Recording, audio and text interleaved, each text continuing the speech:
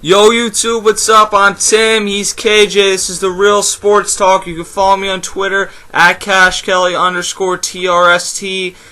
And it is about time now that the NFL season is over. We took a couple days off because really there hasn't been any news, and that's one of the issues once the NFL season ends, that we begin to predict who our NBA MVP favorite is. Last year, you know that I was on the LeBron or Dwight Howard bandwagon because I think that they had a better season than Derrick Rose. I thought Derrick Rose had a very good season last year, certainly deserved NBA's most improved player, and he was my favorite player to watch last year because I don't understand how you make that type of floater that he does, and he's fast, and I love when he does the two-handed jams. But I just didn't feel he was MVP. I got hit pretty hard for that one last year. Obviously not literally, but figuratively on here when I made videos saying that I thought Dwight Howard and LeBron James had better seasons last year. I've narrowed this down to 5 candidates: Derrick Rose, Chris Paul, LeBron James, Kevin Durant, and Kobe Bryant. And I'm going to go through, I'm going to break down every possible candidate with you. KJ's going to give his opinion, I'll give my opinion. Alright, so the first candidate would be Derrick Rose, obviously the reigning MVP. He's averaging 22.7 points per game, which is down a bit this year, but his field goal percentage has gone from 44.5 to 46 this season. And he has 3.4 rebounds, which is down, 7.9 assists, which is slightly up, and the steals and blocks are pretty much at the same, and from a point guard, you're not going to get too many blocks anyway. Derrick Rose has improved a bit on shooting this year, but the thing is, one of the ways that he won the MVP last year was because they won a lot of those Sunday national games that they have not won this year. Don't get me wrong, I think Derrick Rose has had a tremendous season, but I don't think he's in the MVP race as it is now in terms of really having a shot to win it. Yeah, I'd agree. I think Derrick Rose is still having, a superb season so far. You can't say, oh, well, he's not doing well enough because they are winning games and he is playing well. It's just he's not the same level as some of these other guys like Durant and LeBron are playing at right now. They're playing out of this world right now. They're playing ridiculous. And I think Rose also, usually when you win an MVP, it's really hard to win it 2 years in a row. And that's also, I think, is also going to lower his chances of winning. Cause I don't know, they just, you never see people win twice in a row. It's hard to do. But I think that he's still having a great season. I don't think he's going to win it this year. I think he's going to place in the top 5, maybe drop to 6 if somebody else sparks up soon. The only other guy that I've seen that's really leading a team right now, and I know everybody says, oh, well, the Nets suck, but Darren Williams is having a pretty good season himself. But I think he's having a great season, though, still, but I don't think he's going to be winning the MVP. Yeah, I agree with that. A second candidate would be Chris Paul. Chris Paul, to me, has had a very nice season. His points have not been at a career high, but they've certainly gone back up. He's been able to stay a lot more healthy this season. And obviously, last year he played 80 games, but I think most people really did not feel like he was always at 100%. In the 17 games he's played, he's helped the Clippers have a lot of success this year. Obviously, Blake Griffin gets a lot of the hype, but who's the one that throws him a lot of those alley-oops? And this team overall now is going to lean a lot more on him with Chauncey Billups out, which may make him an even stronger candidacy for MVP. The rebounds have been down. He's a point guard, though, so I don't look at that too much. The assists are at 8.9. That's very strong for a point guard.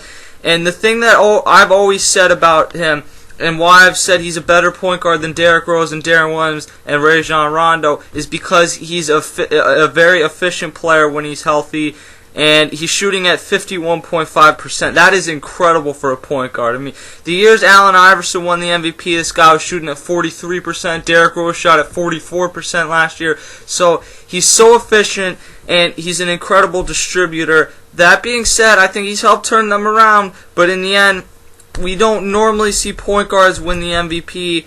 And you don't normally see people that aren't averaging over 20 points win the MVP. He's having a tremendous season, don't get me wrong, but I think he would be 4th in this candidacy this year.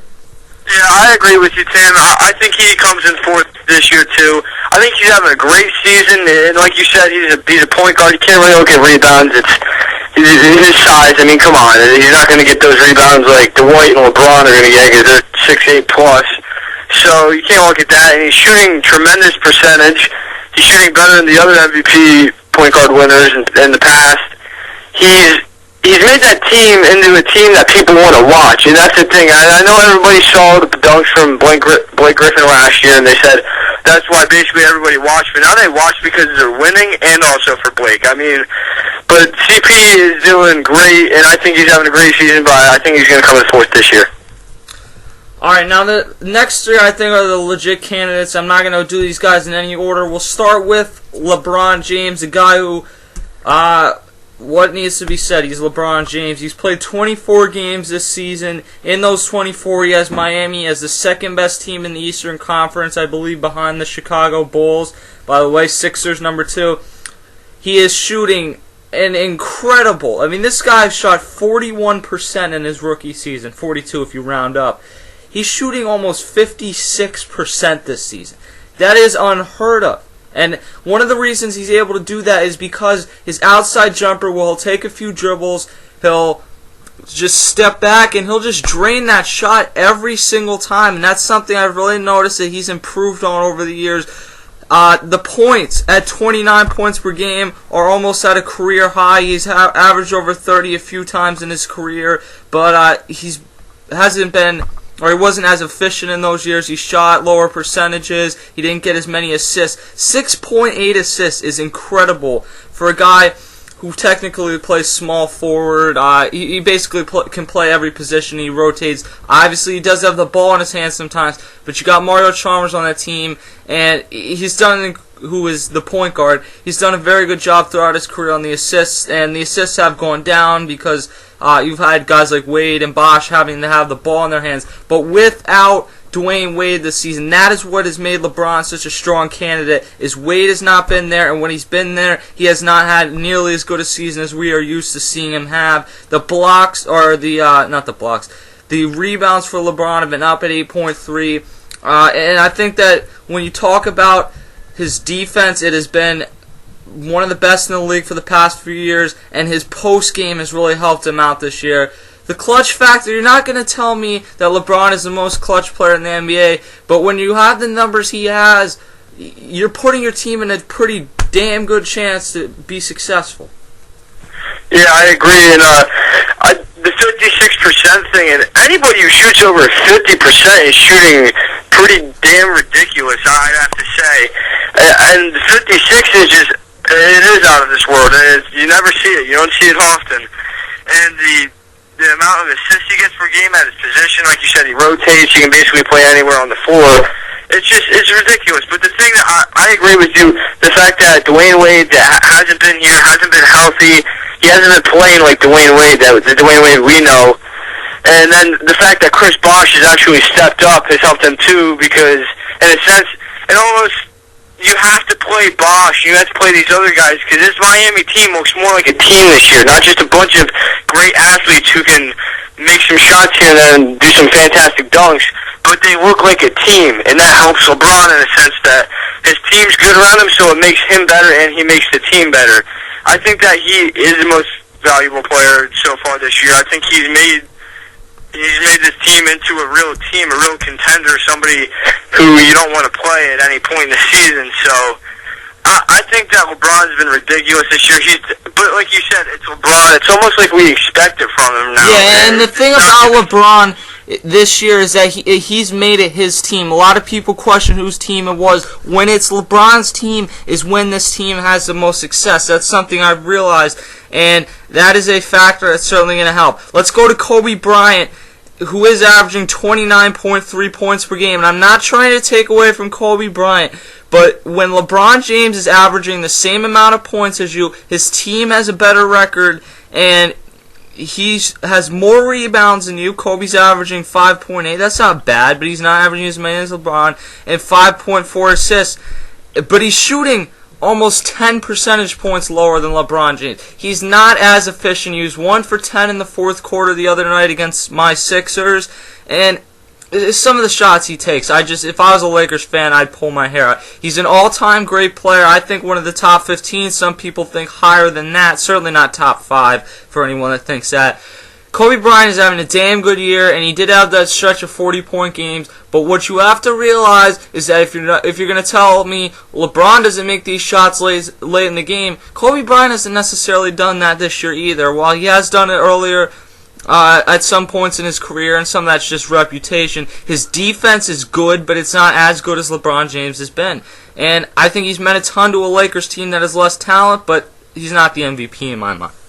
Yeah, I don't mean to sound to reiterate on what you just said, but it's really, you can't put it any other way. He's not being as efficient as LeBron, and the fact that he's shooting at such a lower percentage than he is, and LeBron's getting the same amount of points and more rebounds and more assists every game, I don't understand how you could pick him to be the MVP. And I'm not saying it because everyone knows I'm a LeBron, that I like LeBron and blah, blah, blah, but I don't think that... I feel like Kobe's just not at his extreme prime anymore, and he's still a great player, still top 5 in the NBA right now, and still a runner for the MVP candidate, but I don't think he's going to win it this year.